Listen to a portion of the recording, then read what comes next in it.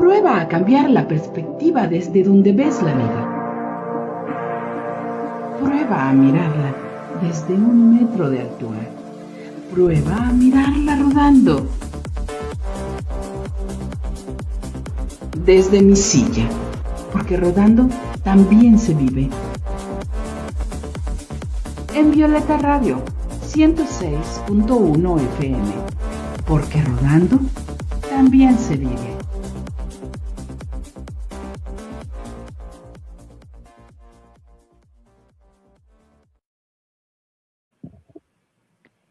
¿Qué onda, fanaticada? Muy buenas noches, ¿cómo están?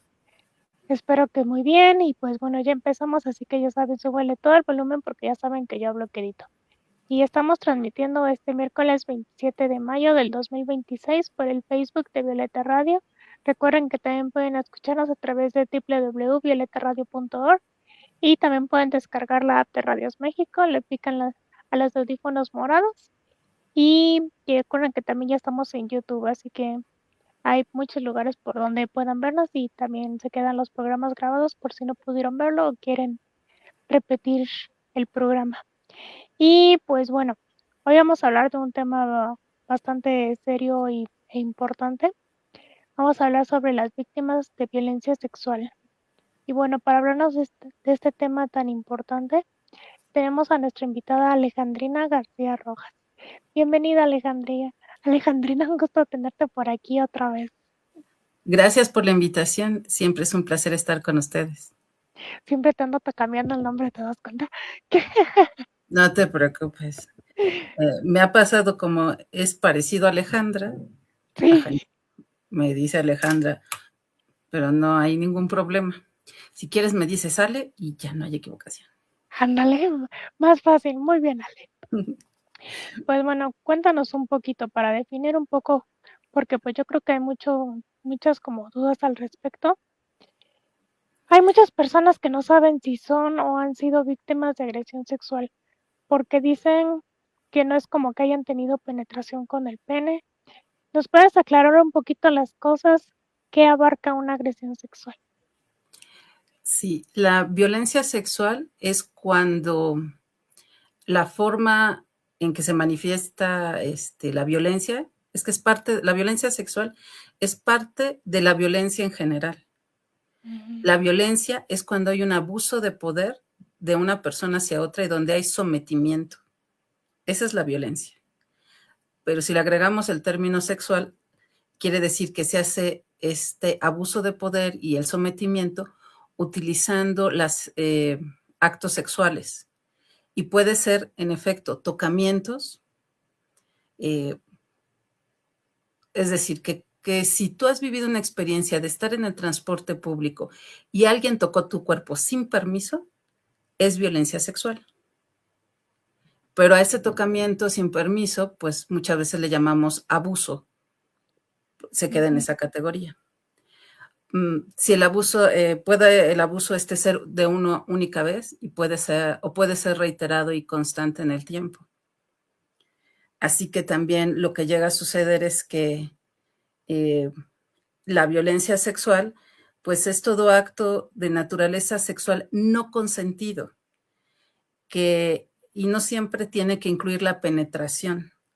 Comprende, por ejemplo, el intento de violación o recibir besos y caricias forzados o tocamientos no deseados en los genitales o el pedir que te exhibas, que te muestres desnuda, que te obliguen a tomarte fotos. Eso también entra en la violencia sexual. Entonces, no siempre, digamos que dentro de la violencia sexual, una de las cosas que sucede puede ser la violación, en donde lo que sí hay es una penetración, generalmente con un pene, pero las personas son muy creativas y a veces la penetración ocurre con objetos. Sí. Entonces, eso es violación. Si hay una penetración, es violación. Ya sea que sea obligando a la persona a usar su boca, sus genitales o su ano. Entonces, eso es violación, mientras hay una penetración. La violencia sexual puede no tener violación y sí tener tocamientos, pero en especial el punto es que son tocamientos no deseados. Tú no quieres ser tocada, ni abrazos, ni besos, y menos tocamientos en las zonas que son consideradas sensuales, eróticas. A las niñas y a los niños, en este tema muchas veces se les llega a explicar que si alguien te toca donde cubre el traje de baño, es abuso sexual. Pero bueno, puede eso incluir otras partes del cuerpo. No sé si estoy siendo clara. Sí, bastante clara. Ok, entonces eso es lo que pasa con las agresiones sexuales. Como ves, tienen un componente de tocar partes del cuerpo que son eróticas, sensuales, pero la clave es que la persona no desea ese tocamiento ni ese trato. Entraría un poco, por ejemplo, si, no sé, un niño o una niña está recibiendo como, a lo mejor todavía no llega a la parte, no sé, un familiar cercano, algo así de tocarla, pero sí empieza como a insinuarle cosas, a decirle cosas, así como sugestivas, ¿también entraría o eso no? En la parte legal de este asunto no entraría. O sea, en las definiciones que tiene nuestro sistema legal, las insinuaciones sexuales no son calificadas de violencia sexual. Sin embargo, la violencia sexual no se da de inmediato. Hay un proceso. Entonces, quien vive violencia sexual, el agresor escoge a quién va a agredir. Y dependiendo del lazo que tengan, porque muchas veces las agresiones sexuales en la infancia son realizadas por un familiar. Observan al chico o chica, buscan la oportunidad, crean un lazo de mayor intimidad y pueden ocurrir muchas cosas, pero esto, creo que lo que tú quieres apuntar también es a esto de qué tanto le estamos como dando información de sexualidad antes de tiempo a las niñas y a los niños, y si eso no entraría en violencia sexual. Más bien Entonces, como digamos, un tío malintencionado que le empieza a decir cosas. No sobre como informativo, sino como, no sé, sí, algo. yo lo veo como el proceso de irse acercando a la niña o niño para encontrar el momento de estar a solas y tocarlo. Entonces, para eso tiene que generar confianza. Y le empiezas a generar confianza, pues estando con ellos y ellas, las niñas y los niños, pero también haciéndoles ver que esta información de sexualidad es cotidiana y normal. Entonces, sí puede haber un adulto que le esté dando, enseñando fotos de personas desnudas, que le traiga ropa muy sexy, que le enseñe videos, aunque sean musicales, muy sensuales, porque hay videos de música norteña o reggaetonera que sí tienen muchos componentes eróticos. Entonces, y lo vemos como cotidianía. Entonces sí, pero eso es como un antecedente. Si está ocurriendo, los otros adultos que están alrededor del niño deberían estar tomando nota. Esa no es una conducta habitual o saludable entre un adulto y un niño o niña, porque entonces está creándose el ambiente para que el niño o niña perciba que ver cuerpos desnudos, pues lo hacemos en mi casa. Se están Sí, besando aquí canchodamente, pues está bien. Y entonces que el abuso ocurra en ese espacio. y que es normal porque le está viendo en videos que le está enseñando su pariente tío y aparte están ahí sus papás para decir, pues no Sí, tiene nada de malo. sí, esto es lo que es normal en mi familia. Entonces, yo no puedo sentirme en riesgo, puedo no estar en peligro. Uh-huh. Nunca lo hubiera pensado así. ¿Cómo podemos darnos cuenta que un niño o niña está siendo víctima de agresión sexual? Los, su estado de humor es muy variable. Entonces, lo que voy a decir son cosas como generales, Depende mucho de las niñas y los niños, pero a veces lo que percibimos son cambios de humor.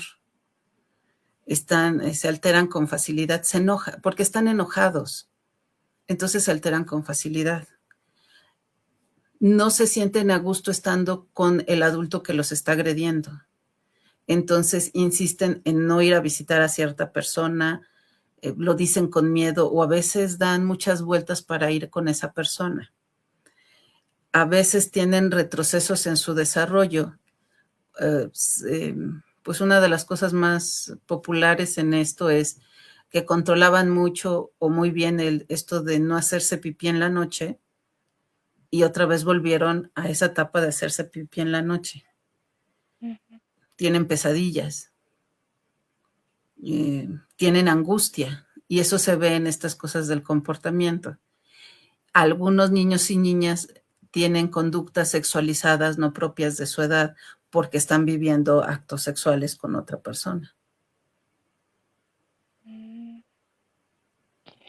¿A qué edad y cómo recomiendas hablar con los niños para que te tengan la confianza de decir si algo va mal o que no dejen que nadie les toque sus partes íntimas, etcétera? La confianza es algo que construimos.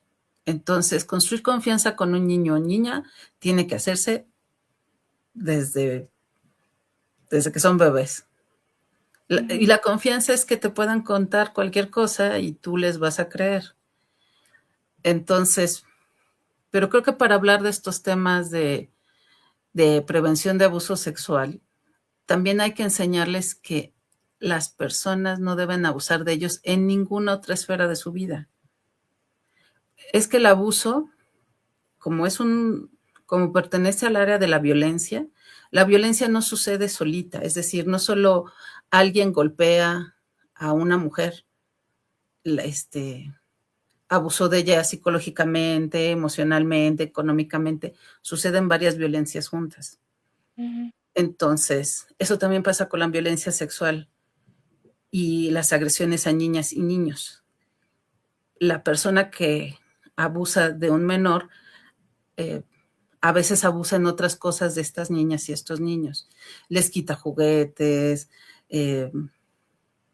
les hace que hagan mandados que no les corresponden.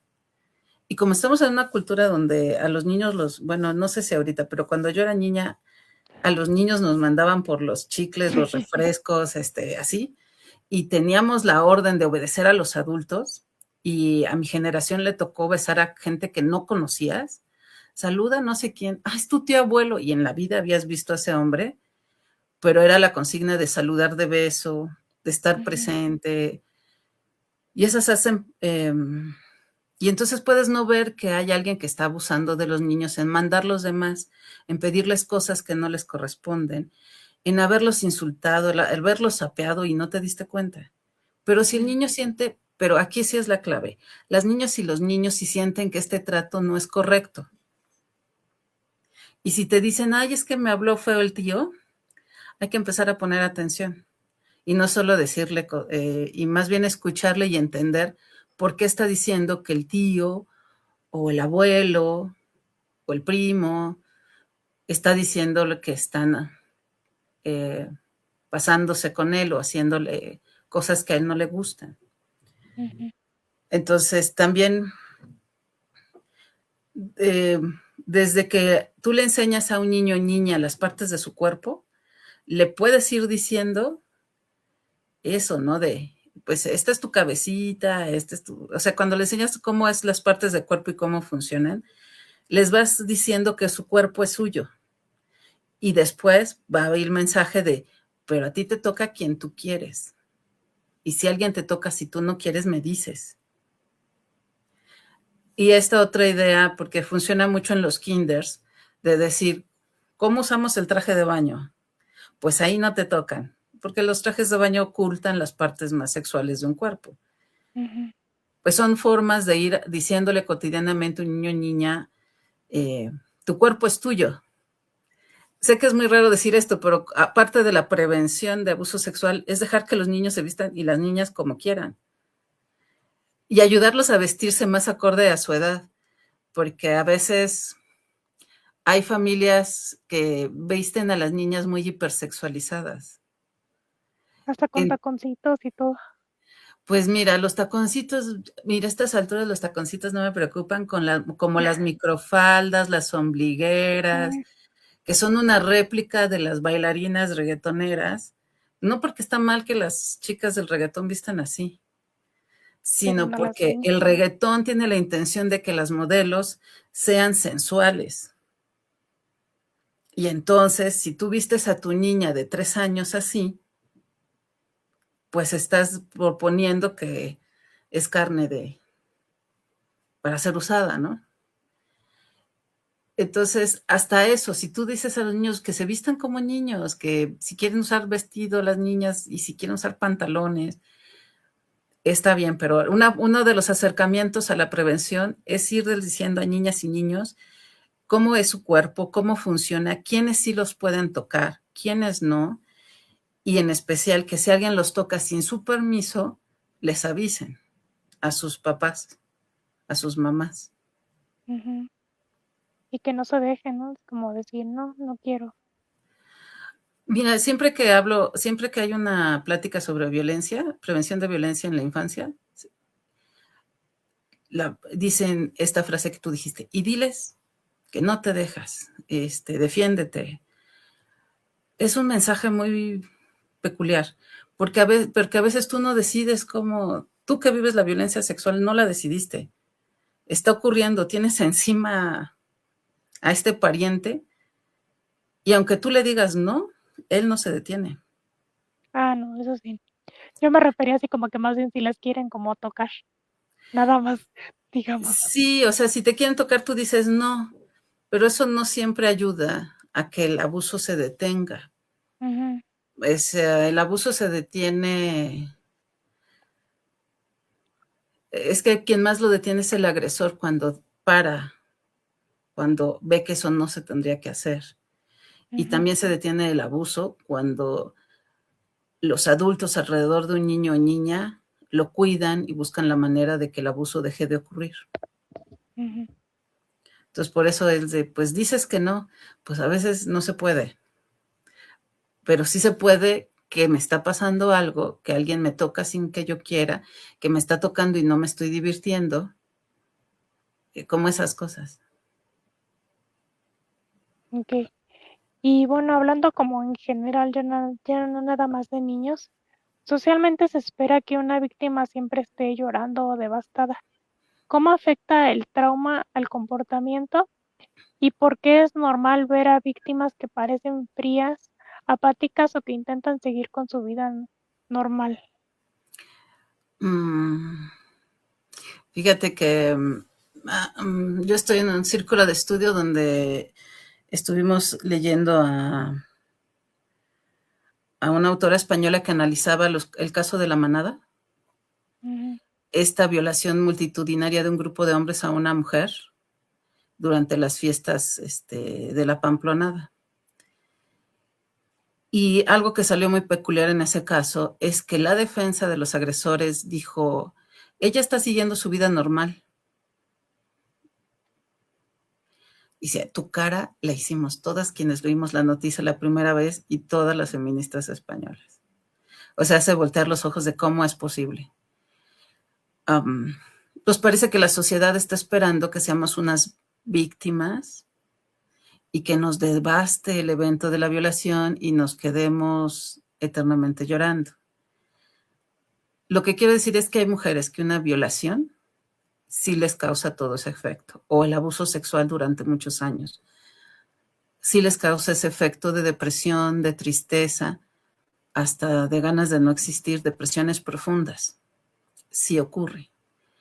Pero el humano también tiene esto que hemos resaltado un montón en los últimos 20 años de la resiliencia, de decir, ante un evento dramático, tú sigues buscando la manera de seguir adelante y de no vivirlo tan terrible. Entonces parece que no importa cuál sea nuestra respuesta ante la violencia que vivimos las mujeres, estamos mal si lloramos y estamos mal si nos defendemos y estamos mal si actuamos como si no hubiera pasado nada, cuando además las agredidas somos nosotras. ujú.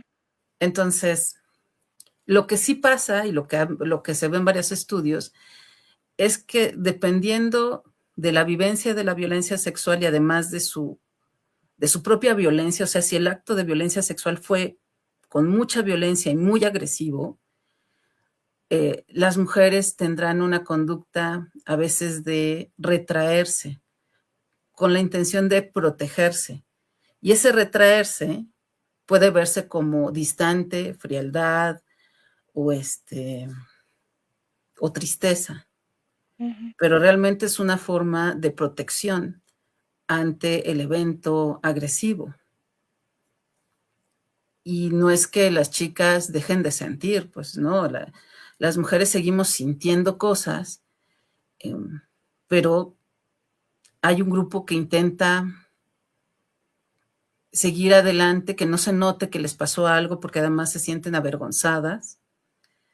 Hay otro grupo que siente mucha tristeza, hay otro grupo que siente mucho enojo, entonces depende de la personalidad de cada individuo.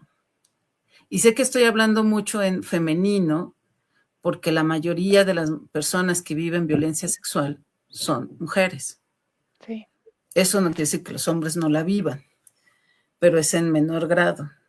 Y quiero aclarar que muchas veces la violencia sexual vivida por un hombre, el agresor es otro hombre. Eso es como, a mí es lo que nos dicen las estadísticas. Ujú. Oye, Ale, y digamos cuando les dicen así como que, ay, no, como mencionaste, no, pues es que ella está, así como que siguió con su vida. Creo que cuando la sociedad también se pone a juzgarlas y decirle, no, pues está como si nada, sí, yo creo que hasta fue choro y ni la violaron, ni le hicieron nada. Y es otro tipo de agresión, ¿no? Porque está siendo revictimizada por la sociedad, Uh-huh. porque simplemente no están bajo sus estándares como debería de estar actuando. Sí, eso es además la violencia, aunque la violencia sexual y la violación, aunque están tipificadas como delitos, es un delito muy peculiar porque tú tienes que demostrar que fuiste violada. No es como en los otros de que los demás demuestren que me robaron, Ujú. sino aquí tú tienes que demostrar que viviste la violación. Entonces tienes que guardar las evidencias. Tienes que hacer una historia fina de qué pasó. Entonces, si eso le suma, entonces en ese proceso de contar y volver a contar, pues te vuelves a sentir víctima. Pero a veces también el entorno te vuelve a hacer sentir víctima, con preguntas, pues, ¿dónde andaba usted, señorita? ¿Por qué andaba sola? Y reforzando los estereotipos de las mujeres no tienen que estar haciendo esto. Si tú vives una violación, es un castigo cultural por estar haciendo lo que estabas haciendo. O porque te Entonces, vestiste como te vestiste. sí, claro. Pero entonces, por ejemplo, los permisos culturales que tienen los hombres de violar a una mujer están fundamentados en algunos, es un castigo porque ella se está desobedeciendo las reglas. Está buscando un novio cuando debería estar encerrada en su casa, está yendo a trabajar cuando debería estar en su casa, está desobedeciendo al marido, no le está cumpliendo. Ellas son, es muy popular las violencias y las violaciones en las guerras. Entonces eres el enemigo y vamos a poseer a las mujeres del otro bando. Pero como tú dices en el tema, por eso yo decía hace rato, sin importar cómo te portes, estás mal. Sí. Y además, sí hay un juicio de las personas o de la sociedad le pasó, ella se lo buscó. Ella fue buscando la razón para hacerlo. Ella se puso en riesgo solita. Por eso hace muchos años fue muy relevante en tweet esta frase de las feministas en las marchas de no era dónde andaba ni cómo vestía. Ujú. Entonces pidieron en entonces Twitter, que escribieras qué vestías si habías vivido violencia sexual o abuso, qué edad tenías, qué vestías y dónde estabas. Y las respuestas de las participantes fueron estremecedoras, porque vestían el uniforme escolar, la pijama, estaban en casa de su abuela, venían de la oficina, venían del trabajo, traían el uniforme de su trabajo. Entonces, lo que vestían era tan variado que no era que venían provocativas con una minifalda y escote. Y las agresiones fueron muchas, en lugares donde deberías sentirte segura, como tu casa, la casa de tu mamá, la casa de una amiga, la fiesta de la universidad. Entonces, con esas historias uno estaba viendo que no, que cuando va a haber una agresión sexual, realmente no importa qué lleve puesto la persona. Va a ocurrir una agresión sexual cuando el agresor quiera que ocurra. Sí. Pero fíjate qué triste que tengamos que dar explicaciones de cómo nos vestimos y por qué nos vestimos así y por qué andábamos donde andábamos cuando fuimos agredidas. Cuando nos chiflaron, nos tocaron o nos hicieron cualquier cosa. En vez de por qué no preguntar a los agresores por qué lo hiciste. Sí. O sea, siempre nosotras somos las que tenemos que tener la culpa, por así decirlo, porque nos quisimos poner un short, una falda.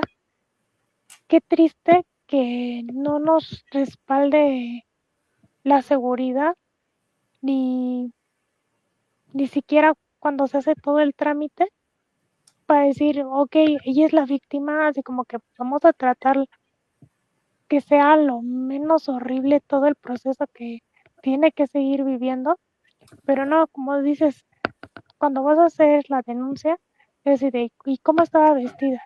¿Y usted qué hizo para que le hicieran esto? ¿Qué estaba haciendo? ¿Y por qué estaba esta hora en la calle?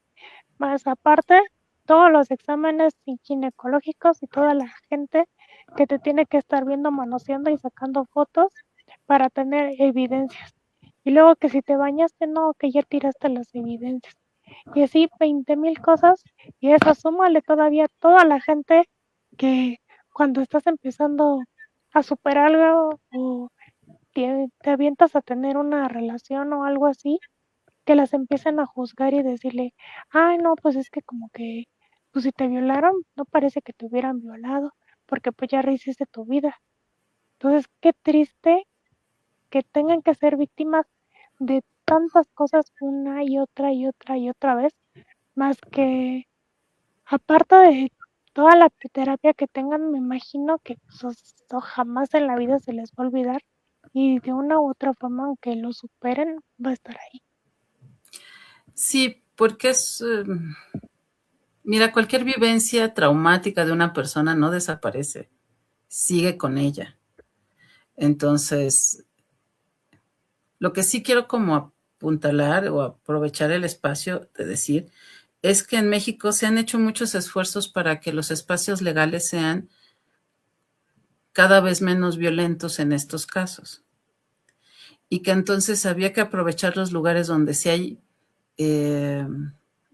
fiscalías especializadas en abuso sexual, en violencias sexuales, porque se ha hecho mucho esfuerzo para que el personal de ahí esté capacitado, sepa cómo entender y no vuelva a revictimizar a la persona.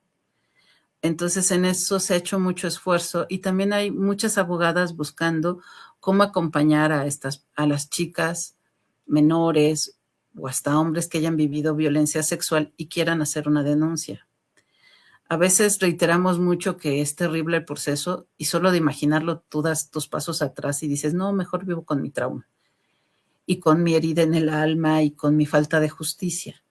Sin embargo, algo que sí sucede en esto es que tú deseas justicia de alguna manera. Entonces yo a las radioescuchas, si alguna de ustedes está en un caso de violencia sexual y teme denunciar, sí puede ir a las fiscalías especializadas a hacer el proceso.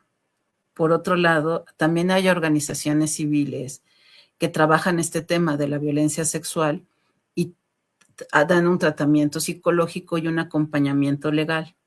Y podrían ir a estas organizaciones. La más famosa en México es ADIVAC, que te ayudan a hacer el proceso, que te ayudan a buscar y a juntar la información, en especial si esta es de hace años, para que tú puedas hacer tu denuncia, porque tenemos derecho a denunciar, a que se haga un proceso y a estar acompañadas.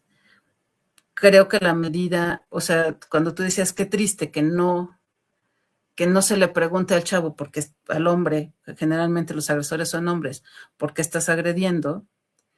También pasa porque no hay esta parte social de vamos a buscar a los agresores, porque hay las denuncias sobre ellos. Entonces,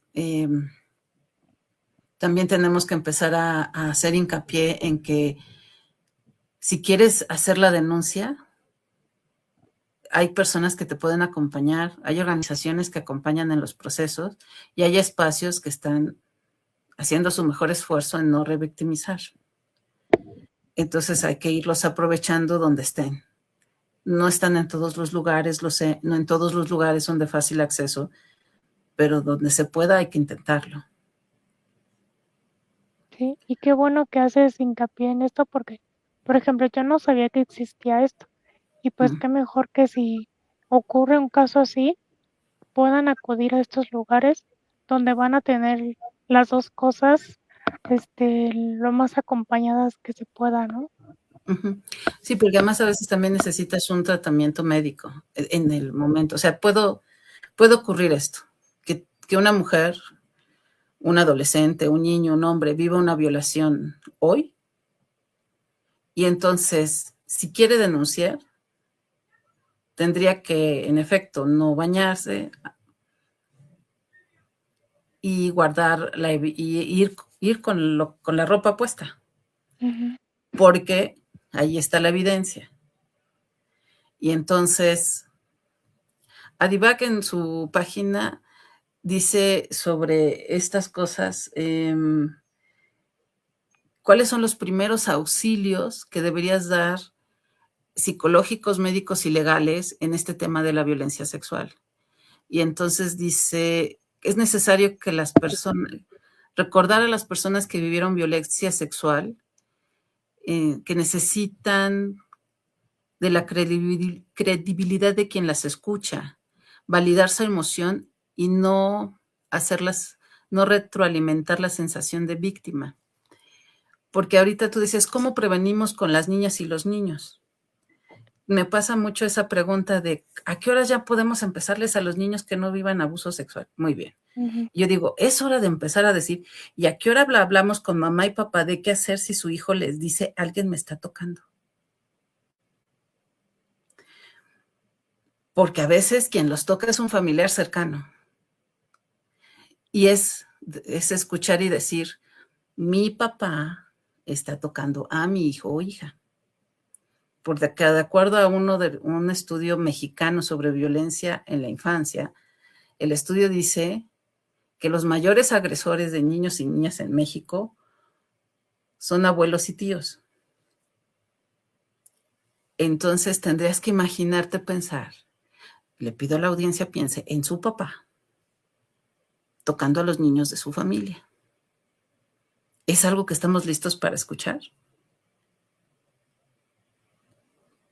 Sin embargo, cuando un menor le cuenta a un adulto que un abuelo, un tío, un primo, un familiar lo está tocando, hay que creerle. Las niñas y los niños no inventan estas cosas. Y a veces, si tú ya hiciste todo este entrenamiento de si te tocan ahí me avisas, pues cuando te avisen, hay que creerlo. Hay que preguntarse si no ha pasado antes. Porque muchas veces esa persona que agrede a la familia no solo está agrediendo a este niño o niña, sino ha agredido a otras generaciones de familiares. Entonces, eso también se vuelve importante, ¿no? Entonces, si alguna persona te toca dar estos primeros auxilios porque alguien te va a contar que hace tiempo vivió una violación o hace poco vivió una violación, también tienes que preguntar si quiere denunciar. Si quiere denunciar hay que guardar la ropa, hay que ir a estas agencias o hay que buscar quien lo puede acompañar que ya ha trabajado este tema. Porque tenemos derecho a la denuncia. También tenemos derecho a no querer hacerlo. Ujú. Pero creo que es importante que sepamos que sí podemos denunciar y que tenemos en la opción de no hacerlo. Si no nos sentimos listos, si nos sentimos en riesgo, etcétera. Y en esta parte con niñas, niños y adolescentes, ellos generalmente no van a ir solos a un ministerio público a contar, van a decirle a un adulto en su vida en quien confían qué está pasando. Y entonces van a contarle a un papá, a una mamá, a un profesor o profesora. Y las niñas y los niños generalmente no mienten sobre esto. Hay que investigar qué pasó y ver si sigue en riesgo y ver qué se puede hacer. Muchas personas se preguntan, ¿por qué tardó meses o años en contarlo o en denunciar? ¿Qué pasa internamente en una víctima durante ese tiempo de silencio? Mira, eso debería contestarle a alguien que ha vivido violencia sexual en la infancia o en la adolescencia, pero a mí me ha tocado acompañar. Las personas guardan silencio porque se sienten que valen menos, a veces sienten que su voz no va a ser escuchada. El hombre, la persona que los agredió es tan importante que sienten que pues no van a creerles a ellos. Y, se guarda silencio porque las niñas y los niños, bueno, también las mujeres que viven violencia sexual tienen vergüenza de haber vivido esto y de no haberlo detenido. Entonces la vergüenza, la culpa, el secreto va pesando mucho y por eso pueden tardar años en no contarlo.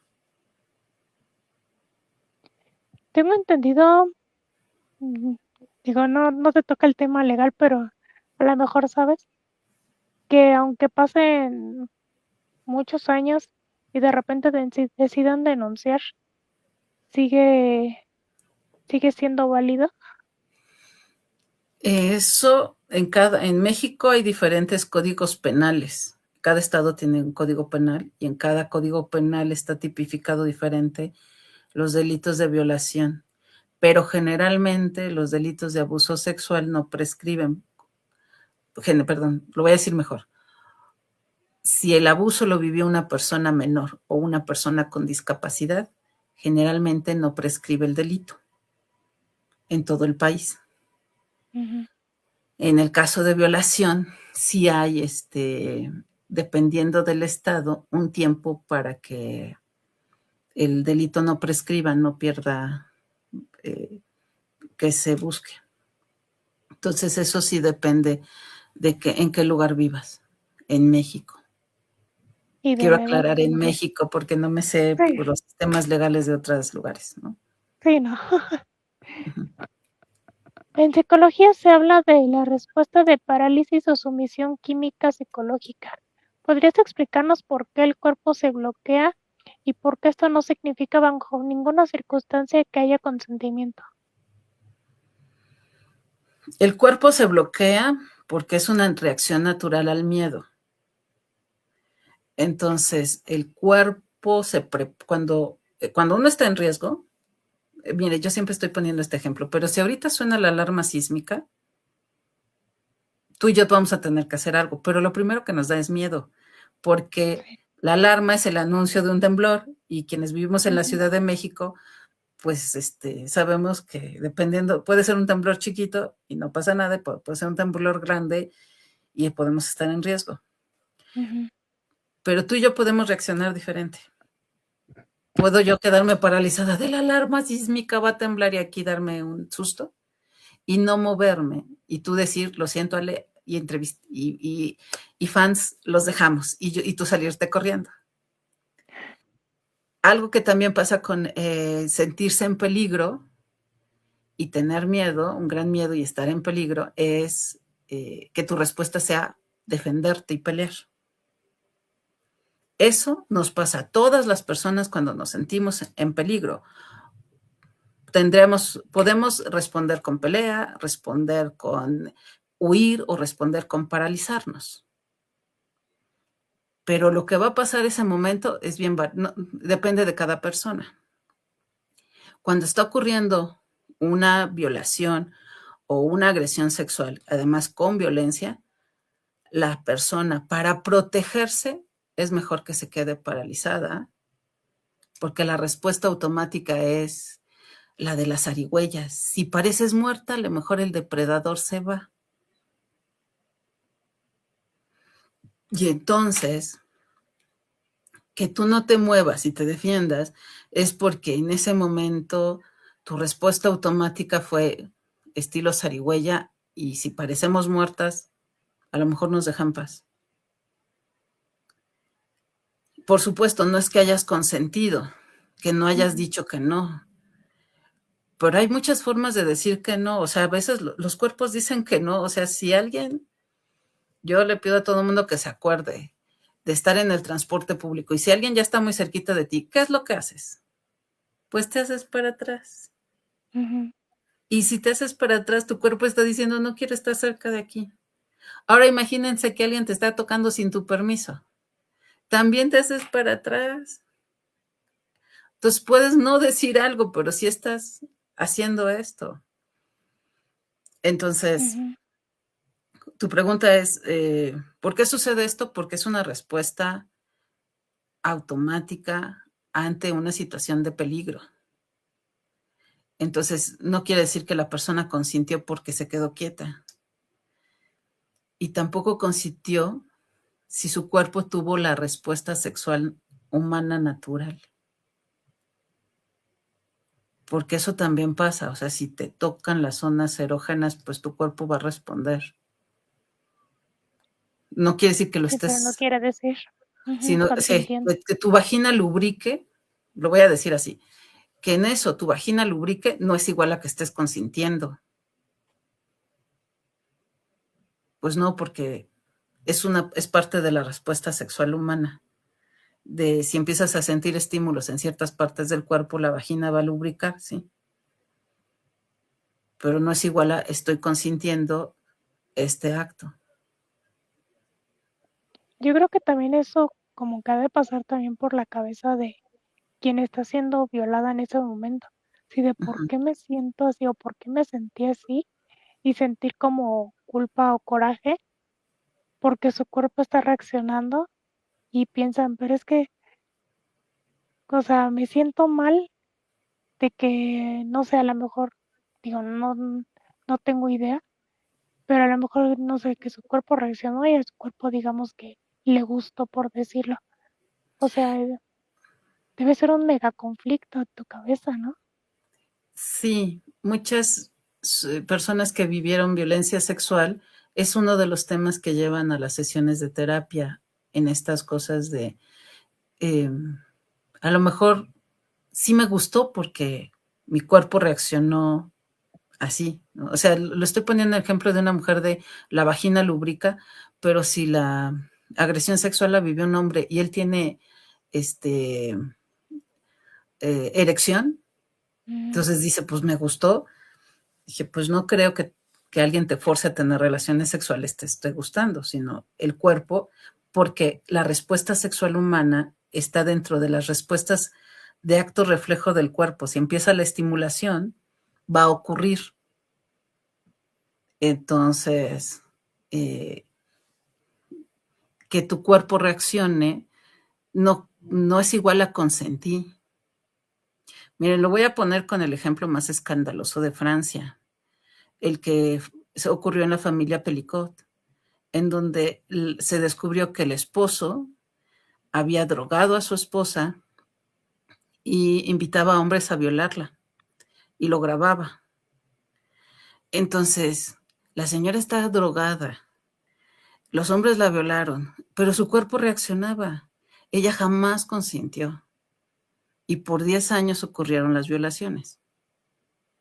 Entonces, ese es un ejemplo de cómo ella ignoraba que estaba viviendo eso porque estaba drogada e inconsciente con estas drogas en lo que no te acuerdas qué, aunque su cuerpo vivía después el de, pues, ¿por qué me siento adolorida? ¿Por qué tengo esta infección vaginal?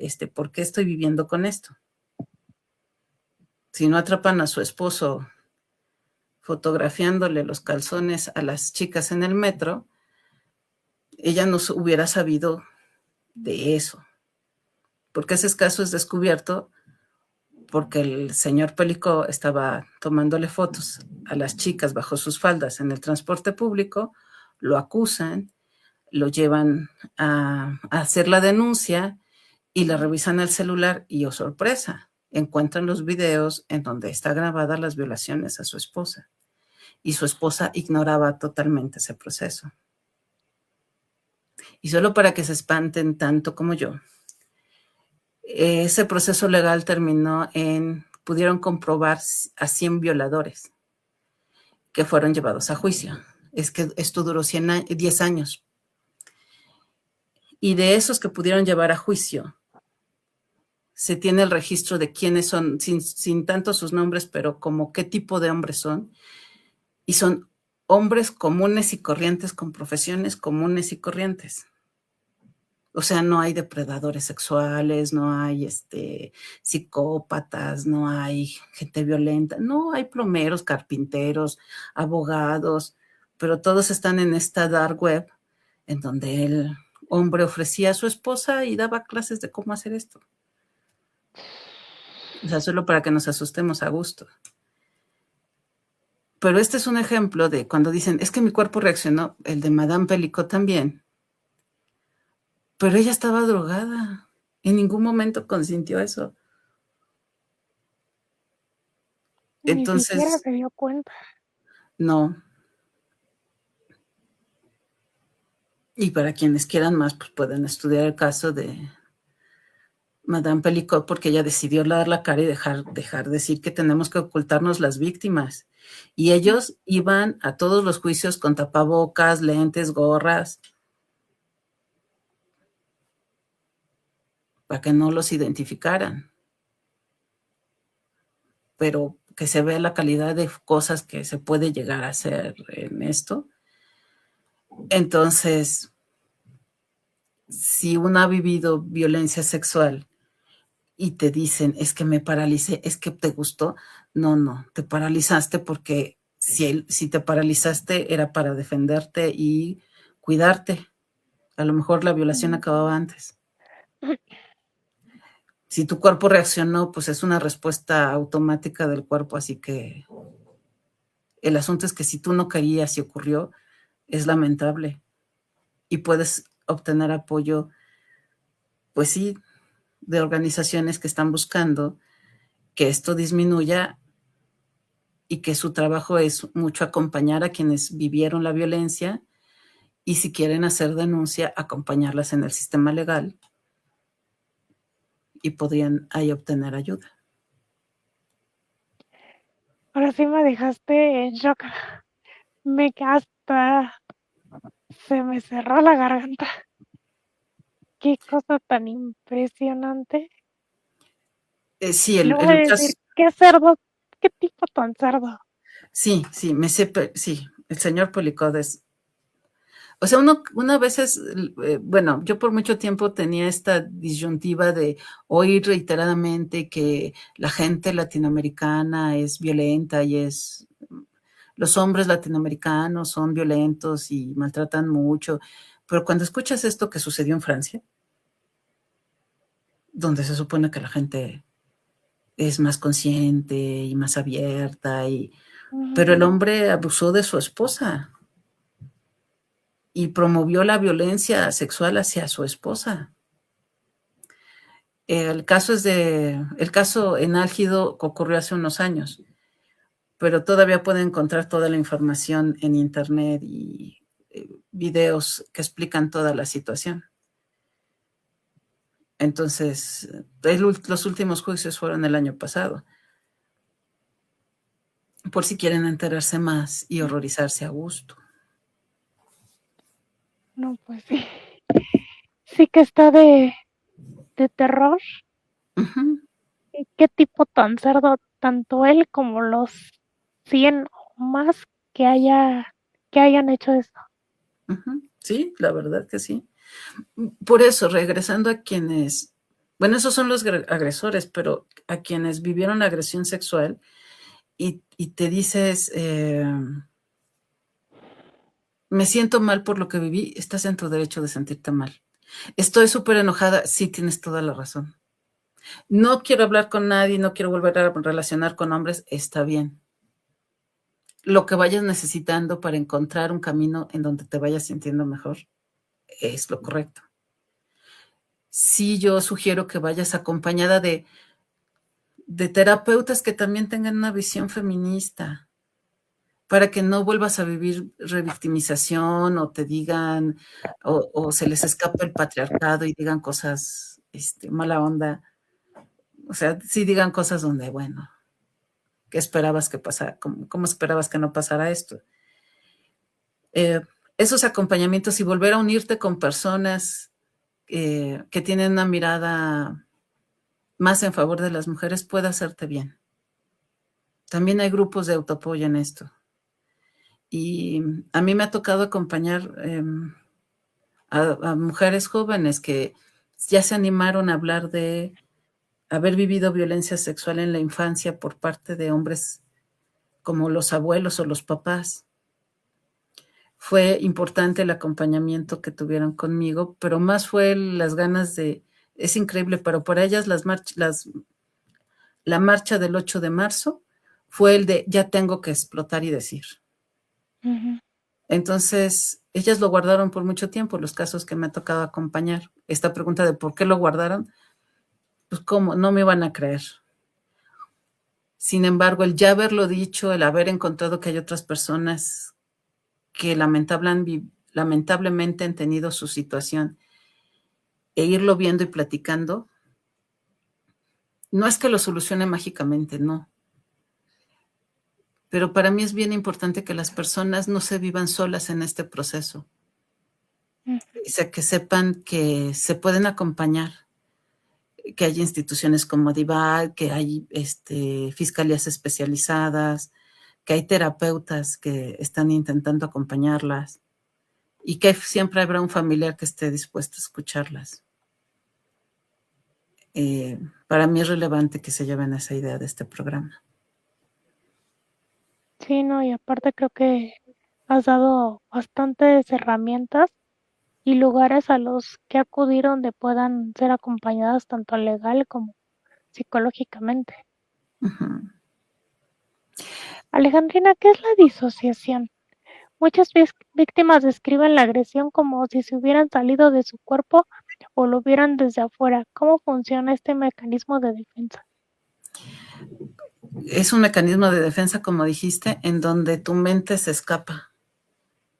Entonces te fijas en un detalle.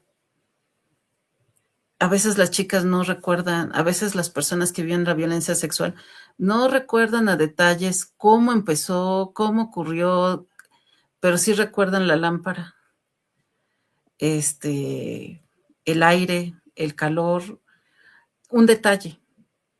Entonces la disociación es, le está pasando a mi cuerpo, pero no a mí. Y es un mecanismo de defensa para poder salir de ese momento. Hay gentes que lo viven porque la violación es con mucha agresividad. Hay quienes lo viven porque están viviendo la violencia de manera constante, porque viven con el agresor. Entonces, o hay quienes, porque es la primera experiencia con este grado, o sea, con violencia, que les pasa eso. Lo estoy diciendo de esta manera porque si tú viviste violencia sexual pero no te disociaste, pues no a todos les pasa lo mismo, ¿no? Ujú. Pero gracias por la pregunta. La disociación es eso de tu mente se desprende un poco y se va fijando en detalles para la agresión no estarla sintiendo, el dolor no estarlo sintiendo. Sí, como para querer engañar a su mente de no me está pasando a mí, no está pasando nada y estoy en otro lugar. Sí, quienes les... Lo voy a comparar así, a lo mejor se enojan algunas personas, pero cuando tú estás en un proceso médico muy doloroso, también te ocurre la disociación.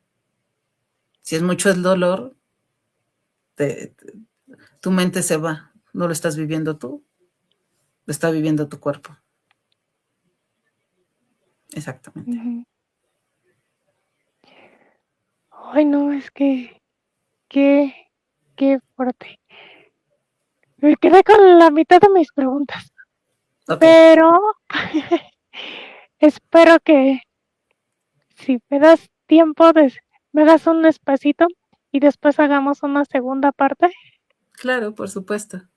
Pero antes de terminar el programa, quiero que nos des como tus tips o qué pueden hacer, qué cosas les dirías a las personas que lo acaban de vivir o que ya tienen mucho tiempo que lo vivieron, pero no sé, a lo mejor como que todavía no les cae el 20 o no saben qué hacer o les da pena, vergüenza que contárselo a alguien. Bueno, para quienes lo vivieron hace mucho tiempo y no se están animando a contarlo y están oyendo esto, a lo mejor este programa te hace decirte si no ya es hora de decirlo. Si es así, puedes contárselo a alguien en quien confíes mucho y que sepas que te va a dar una réplica amorosa, porque necesitas eso la primera vez que lo compartes, que alguien te escuche y te trate con amor. Si todavía no estás lista, no te preocupes. Cuando estés lista, lo vas a contar. Si una persona lo ha vivido recientemente y tiene ganas de contarlo y hasta denunciarlo, yo le sugiero que se acerque a las fiscalías especializadas si quiere hacer la denuncia. Y también le recomendaría que si quiere contarle a alguien de confianza, es que primero se lo cuentas a alguien de confianza y después buscas terapeutas y esto. Hay personas que a veces ya están en un proceso terapéutico y ese tema todavía no lo abordan. Y si ya te sientes lista, pues tú conoces a tu terapeuta, sabrás si te podrá hacer de acompañamiento. Y también podrían acercarse a Divac. Dentro de la gama de programas de Violeta Radio, Adivac tiene un programa semanal. También pueden animarse a escucharlo y ahí podrán empatizar con otras voces y otras vivencias que les acerque a lo que están viviendo y se animen a pedir ayuda o a acompañar a alguien. A lo mejor alguien sabe de alguien que no se ha Ujú. animado, pero que lo pueden acompañar no en insistirle ya cuéntalo, sino que sepan que están ahí. Y cuando están listos, ustedes podrán escucharles. Ay, Alejandra, me quedé así como que en shock entre todo lo que hablamos, entre el caso de Francia y pensar que eso, o sea, a lo mejor no está tan lejos como Francia y a lo mejor eso ocurre en algún lugar remoto de, de hasta de tu colonia, de algún pueblo, todo que hasta casan a sus niñas menores de edad. Uh-huh. O sea, no se me hace ni tantito descabellado que hagan eso. Uh-huh. Sí, nosotros también tenemos, o sea, en México sí ocurre los matrimonios infantiles. Y sí está ocurriendo que niñas y adolescentes están embarazadas de hombres que les triplican o les doblan la edad. Es decir, sí está ocurriendo. Y eso, si alguien es menor de edad, obviamente es violación. Ujú. Ahí no puedes estar consintiendo. Aunque sea Eh, tu esposo, entre comillas. aunque sea tu esposo, entre comillas. Entonces, bueno, si quieren más datos sobre esto del embarazo adolescente y este tema, pueden ver la Estrategia Nacional de Prevención de Embarazo Adolescente.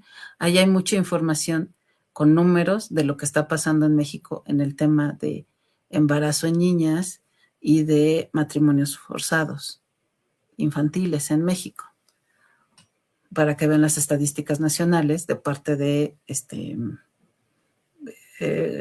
información del propio gobierno, ¿no? Porque la Estrategia Nacional de Prevención de Embarazo Adolescente está llevada por el Consejo Nacional de Población. Ahí pueden obtener más información sobre esto. Ay, Alejandrina, muchas gracias. Creo que es la primera vez que de todos los temas que hablamos que mínimo no me aviento una reidita, porque de verdad qué tema tan escabroso y tan horrible, y pensar que todavía se puede poner peor de lo que tienes en la mente. Está, como dices, está como que traumante y horrorizante. Y de verdad, gracias, porque nunca sabemos a quién le pueda llegar esta información, y pues esperemos que de alguna u otra forma esta información pueda llegar a quienes lo necesiten. Sí, Y de verdad pues, te agradezco mucho que hayas estado otra vez con nosotros, y que próximamente nos hagas el honor de tener una segunda parte, porque de verdad es un tema muy escabroso, que ojalá no tuviéramos que hablar de esto, pero afortunadamente te tenemos a ti, que nos puedes guiar un poco para ver qué se puede hacer y cómo podemos ayudar a las personas de alguna manera. Que muchas gracias, Alejandrina, por aceptar la invitación. Ha sido todo un honor, aunque sea un tema horrible. gracias a ustedes por la invitación, y sé que es difícil, es un tema desagradable, pero empezar a hablar de él es lo importante. Gracias de nuevo por haberme invitado. Muchas gracias, Ale. Muchas gracias a Balam por la transmisión. Muchas gracias a la fanaticada que nos acompañó. Cuídense mucho y nos vemos la próxima semana. Bye, bye. Bye.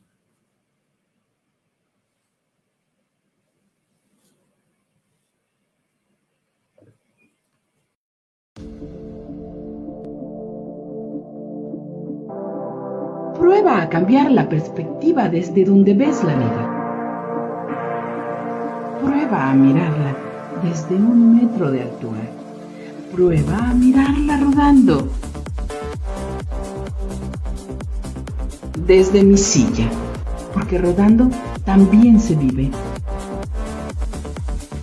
En Violeta Radio 106.1 FM, porque rodando también se vive.